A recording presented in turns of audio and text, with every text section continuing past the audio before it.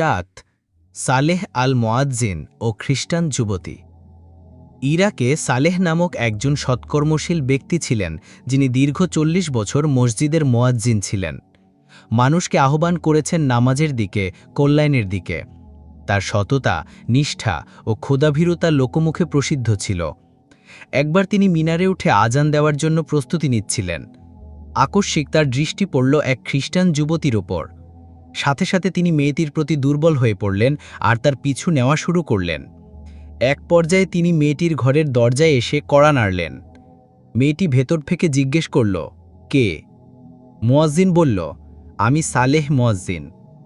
মেয়েটি নির্দ্বিধায় দরজা খুলল, আর দরজা খোলার সাথে সাথে সালেহ তাকে জড়িয়ে ধরলেন। মেয়েটি বলল, আপনারা তো মুসলমান, আপনারা তো আমানত রক্ষাকারী, তাহলে খেয়ানত করছেন কেন?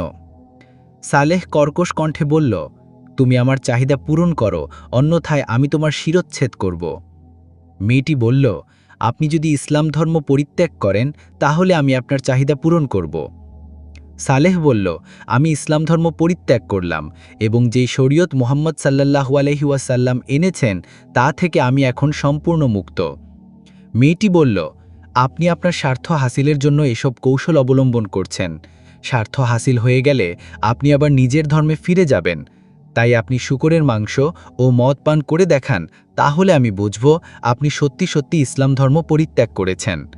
সালেহ মাংস আহার করে বসল এবং মদ্যপান করল। অতঃপর মেয়েটি দরজা বন্ধ করে দিয়ে বলল, চলেন ছাদে যায়, বাবা আসলে তিনি আমাদের বিয়ের ব্যবস্থা করবেন। সালেহ ততক্ষণে মদ খেয়ে মাতাল হয়ে গেছেন। সেই অবস্থায় তিনি ছাদে উঠলেন এবং এক পর্যায়ে ঘুরপাক খেতে খেতে ছাদ থেকে পড়ে গেলেন, আর তাৎক্ষণিক তার মৃত্যু হল। এভাবেই একজন সৎ, ইমানদার ও ক্ষুধাভীরু মুয়াজ্জিন এক বিধর্মী নারীর সৌন্দর্যের মোহে পড়ে ইমানহারা অবস্থায় নির্মমভাবে মৃত্যুবরণ করলেন।